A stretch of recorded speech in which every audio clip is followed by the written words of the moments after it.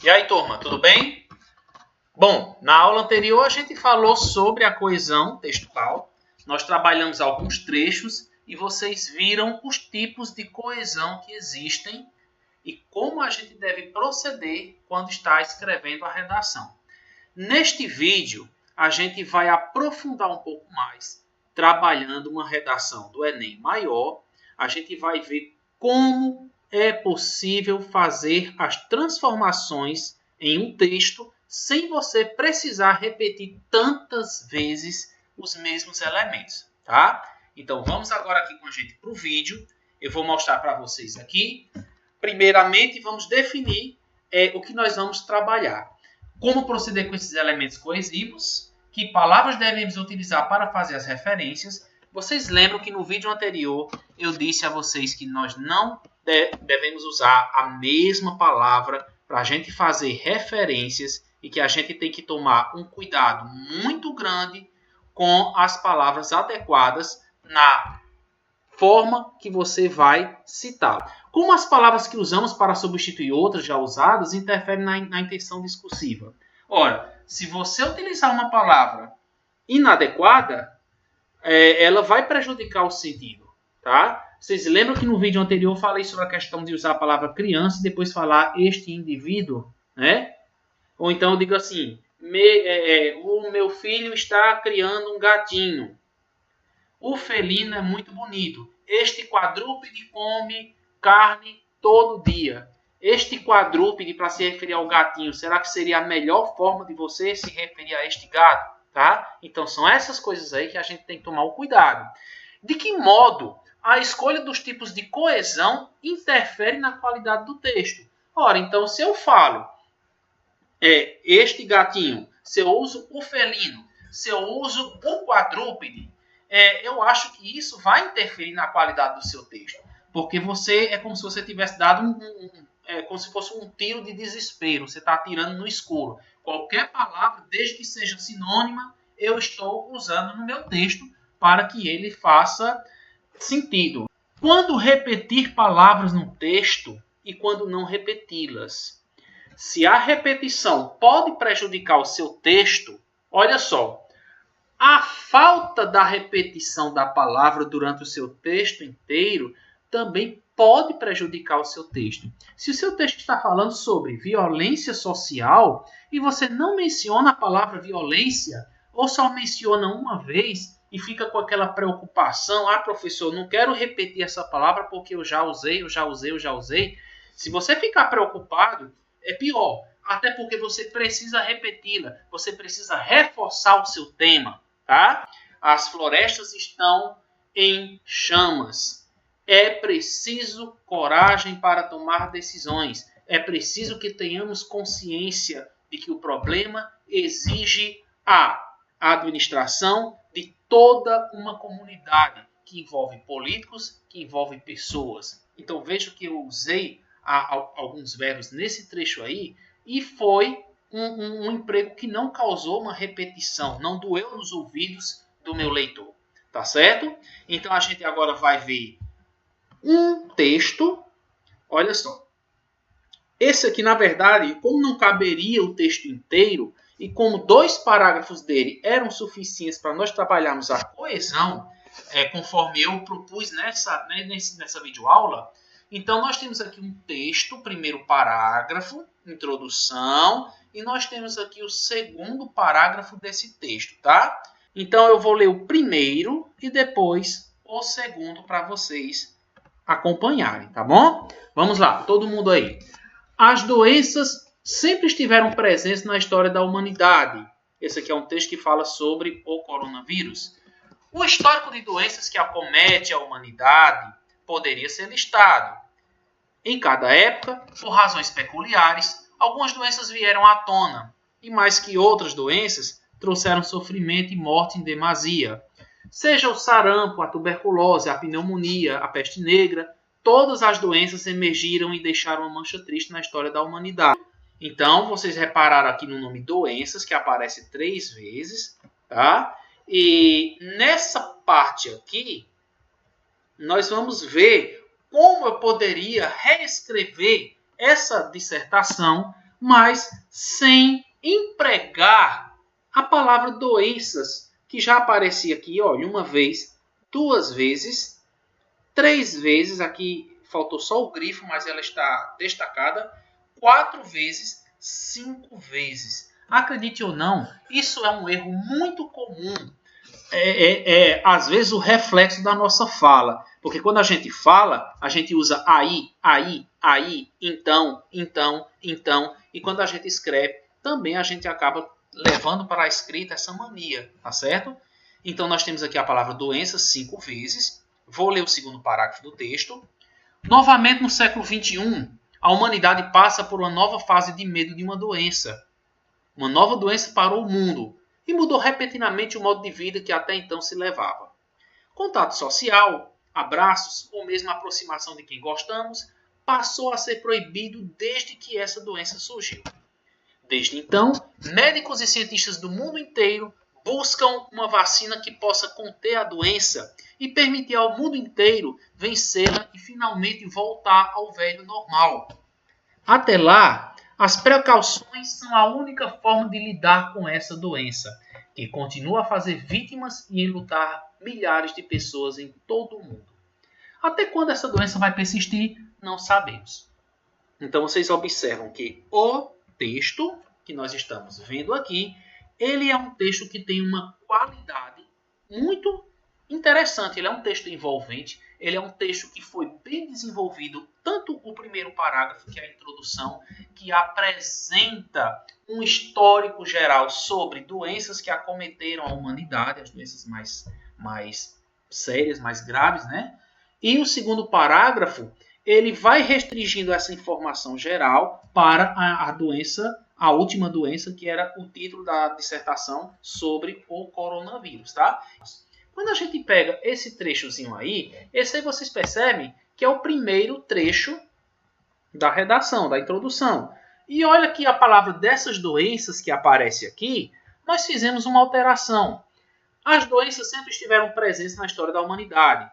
O histórico, olha só, das enfermidades mais avassaladoras, você observa que a palavra doenças, que estava bem aqui, anáfora, ou seja, referindo-se à palavra doenças que foi citada no começo, nós trocamos por enfermidades, né? Seria, se eu fosse aqui trabalhar a teoria, a gente poderia dizer que é a coesão por sinonímia, né? Eu usei uma palavra sinônima para me referir às doenças. Professor, poderia colocar o histórico delas?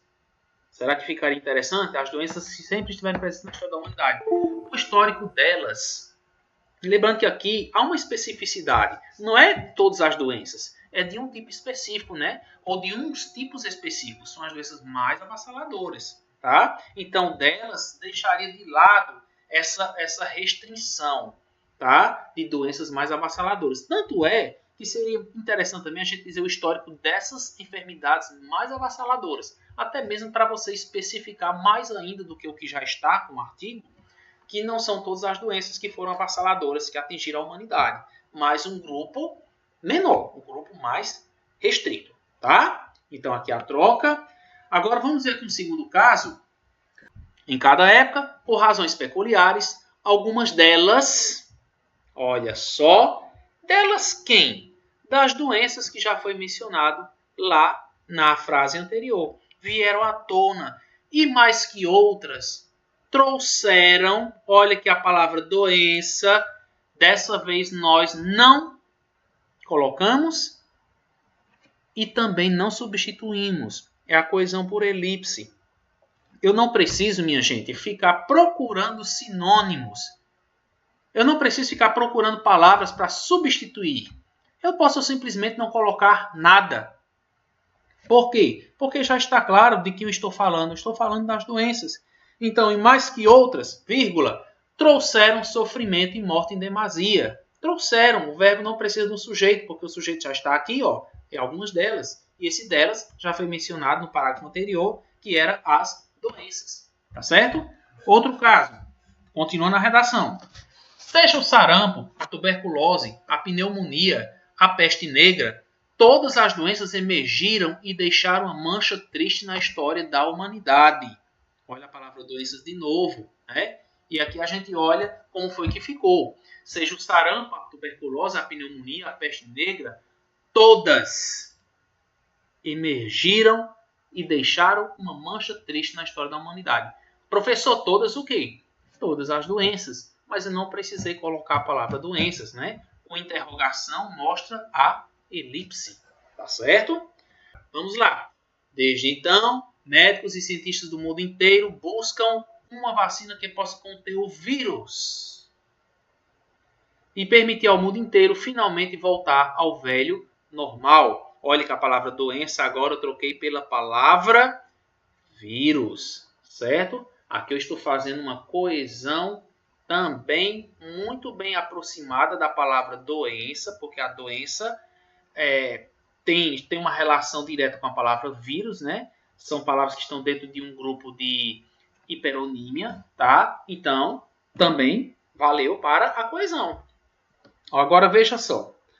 Agora, novamente, o mundo passa por uma nova fase de medo de uma nova doença que parou o planeta e mudou repentinamente o modo de vida que até então todos levavam.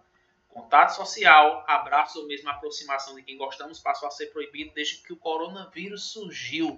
Olha que neste caso aqui, olha onde apareceu o nome coronavírus.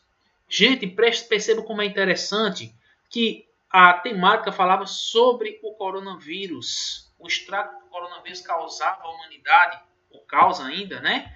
E vejam que só aqui apareceu a palavra coronavírus. Interessante. Chama-se a atenção de todo o problema e depois você joga o nome do problema, certo? Olha aqui como estava antes o texto e olha como ficou depois, né? Uma nova doença, nós trocamos por uma nova doença. Aliás, não trocamos. Olha que faltou essa partezinha aqui, eu acho que eu fiz uma inversão. Veja que na parte de cima, nós tivemos um ponto e começamos com uma nova doença. Então, doença, doença. Repetindo, né? Quando a gente chegou embaixo, vocês observam uma nova fase de medo de uma nova doença que... Olha que nós tiramos o ponto, trocamos por uma vírgula, tiramos uma nova doença, trocamos pelo pronome relativo que. Uma nova doença que parou o planeta e mudou repentinamente o modo de vida que até então todos levavam. Vamos ter um vídeo específico para falar sobre o que. Tá certo? O pronome que como elemento coesivo também, mais conhecido como pronome relativo, lá das orações adjetivas. Vocês lembram isso, né? E aqui nós temos novamente essa doença que, como eu falei, foi substituída por coronavírus, tá certo? Vamos para frente. E agora, médicos e cientistas do mundo inteiro buscam uma vacina que possa conter a doença e permitir que todos finalmente possam voltar ao velho normal, tá? Com exceção da palavra possam, que acabou se repetindo aí, certo? Como nós estamos enfatizando a doença, você observa que o texto 2 ficou assim. E agora, médicos e cientistas do mundo inteiro buscam uma vacina que possa conter o vírus e permitir que todos finalmente possam voltar ao velho normal, tá? Novamente, doença por vírus.